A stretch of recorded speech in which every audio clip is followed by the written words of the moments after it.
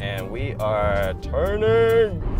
My hands are off the steering wheel right now. The auto industry is racing to self-driving cars, luring you in with all of the luxuries.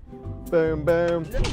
But these images are very different than these. If you're not fully attentive to that car at all times, it will wreck. Mark Moulton says he is the latest victim of an autopilot accident.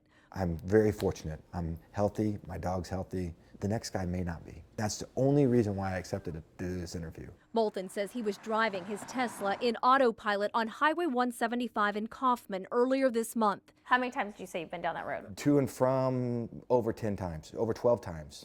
On autopilot? On autopilot. His dog Honey was in the car. Reached down, pet the dog, grabbed a little rag that they give you to clean the screen because there's some dust on the screen. I cleaned the screen and I looked up and it was over. At 80 miles an hour, Moulton took this curve and then slammed into the guardrail. But it didn't end there. He says his car accelerated again.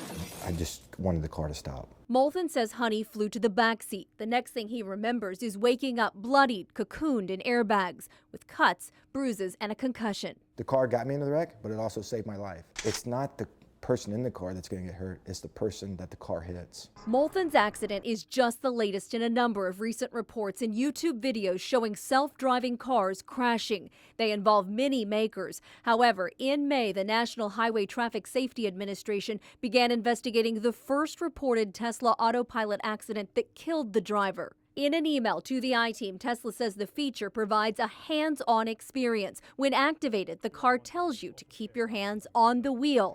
But what do those selling the car say? We took our undercover cameras inside this Tesla store. We really don't have to sit there and have our hands just glued to the steering wheel the entire trip, or our feet just glued to the pedals, so we can't just read a book or watch a movie or fall asleep. With the vehicle, if we temporarily need to just read a text message or send an email temporarily, we can do that. Moulton says you should not do that. It was a false sense of security. Absolutely. If I could save one person from either being killed or having a really terrible accident, that's all I really want to try to do. 3 weeks after his accident, he is not suing the car manufacturer. He has recovered, his dog is okay. He and his wife even still drive Teslas, just not an autopilot. He says the feature should not be on the fast track or on the road. Not yet. Now let's slow it down a little bit. Or, hey, look, let people know that they're a test pilot to a technology that's not perfect. The government is working on new guidelines and regulations for autopilot, but NHTSA tells the I-Team it does not know when those will be released. The agency also tells me statistics on crashes involving autopilot are unavailable.